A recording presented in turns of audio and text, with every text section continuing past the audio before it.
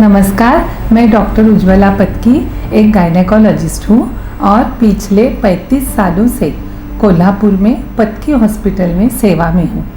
आज से हम प्रेगनेंसी मंथ बाय मंथ ये सीरीज़ चालू कर रहे हैं।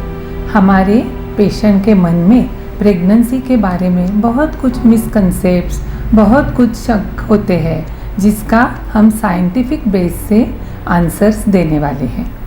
अभी फर्स्ट शुरुआत करने से पहले मैं बताना चाहूँगी कि हमारी जब प्रेगनेंसी की प्लानिंग चल रही है तो आपने मेंस्ट्रुअल कैलेंडर ठीक से लिखना चाहिए। इसका मतलब क्या होता है, आपकी हर महीने की जो मुहावरे की तारीख है, मेंसेस का फर्स्ट डे है, वो आपको कागज़ पे लिखना है।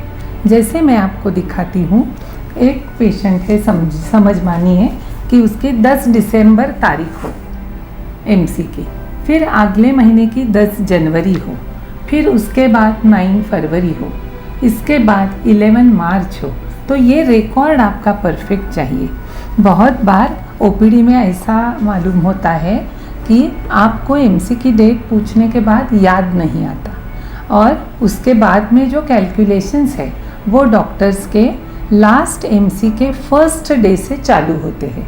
मैं दोबारा बोलती हूँ, लास्ट एमसी के फर्स्ट डे से। तो अगर ये डेट ही ध्यान में नहीं है तो आगे कैलकुलेशंस में गड़बड़ हो सकती है। जब आप बेबी प्लान कर रहे हो तो ये मेंस्ट्रुअल कैलेंडर माने एमसी की तारीख एक के बाद एक आप लिखते जाइए हर मंथ। अभी समझ लीजिए कि अपनी पेशेंट की एमसी की तारीख 10 जनवरी है मान लीजिए, और ये कपल अभी प्रेगनेंसी का जनवरी में सोच रहे हैं। तो समझो ये महीने में प्रेगनेंसी हो रही है, तो पहला मंथ कब से गिनते हैं, तो 10 जनवरी से लेके 10 फरवरी तक पहला मंथ होता है। अभी ये मंथ में प्रेगनेंसी की कोई लक्षण या कोई सिम्टम्स हमारे पेशेंट में नहीं दिखेगी, क्योंकि ये मंथ प्रेगनेंसी की तैयारी में लग गया है। आप ऐसा मानिए, एक डेवलपमेंट से लेके एम्ब्रियो डेवलपमेंट तक और एम्ब्रियो इम्प्लांटेशन तक का ये महीना मतलब प्रेगनेंसी का पहला महीना है। जो पेशेंट की 10 जनवरी एमसी हमने पकड़ ली है, उसके शरीर में ये महीने में क्या क्या बदलाव आते हैं ये मैं आपको समझाती हूँ। हमारे शरीर में ये गर्भ की पिशवी होती है जिसे हम यूटेरस बोलते हैं। पिशवी के राइट बाजू और लेफ्ट बाजू में अंडों की पिशवी होती है जिसे हम ओवरी बोलते हैं। हमें 2 ओवरीज होते हैं और बीचों बीच गर्भ पिशवी मतलब यूट्रस होता है। Right ovary, right tube, left ovary, left tube और बीचों बीच यूट्रस। अभी हमारी एमसी हमने पकड़ लिया है मन में 10 जनवरी। अभी जो महीना हमारा चालू हो रहा है उसमें ये ओवरी से फॉलिकल मतलब अंडे की, एग की डेवलपमेंट शुरू हो गई। तो पहले हफ्ते में ये अंडे विकसित होते हैं। दूसरे हफ्ते में उनमें से एक अंडा बड़ा होके 20 mm, 22 mm साइज का फॉलिकल बन जाता है।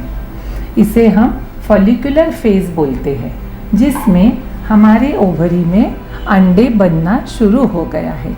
हर एक औरत के शरीर में हर महीना 1 या 2 अंडे नेचुरली बनते हैं और वो पहले और दूसरे हफ्ते में विकसित होते हैं और अंडा रप्चर होने के लिए तैयार हो जाता है। दूसरे हफ्ते के एंड तक मतलब मानिए 12, 13, 14 ये जो दिन है अपने महीने शुरू होने के बाद में के, तो ये दिनों में ये अंडा मैच्योर हो चुका है। अभी ये अंडा रप्चर होके फैलोपियन ट्यूब द्वारा गर्भ पिशवी में आने लगता है। ये मैंने बताया फैलोपियन ट्यूब है, तो इधर से ये अंडा ओवरी में रिलीज होके फैलोपियन ट्यूब इसे पकड़ लेती है और इधर अभी हमारा अंडा है।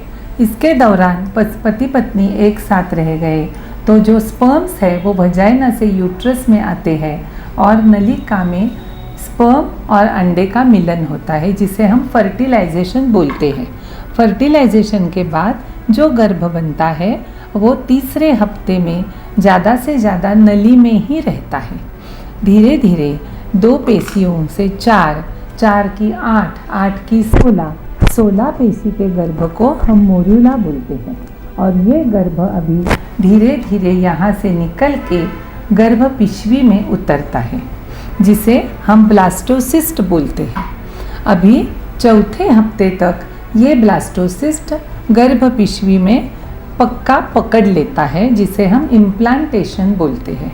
तो हमारी जो पेशेंट है जिसकी 10 जनवरी एमसी है, उसका फर्टिलाइजेशन 15-16वें दिन तक हो जाने के बाद ब्लास्टोसिस्ट यूट्रस में उतरता है। अभी इसके दौरान आपको पेशेंट को हमारे क्या तकलीफ़ हो सकती है, तो सच कहें तो 10 जनवरी की एमसी वाली पेशेंट को 10 फरवरी तक ये मालूम भी नहीं पड़ेगा कि प्रेगनेंसी की प्रोसेस पेट में चल रही है।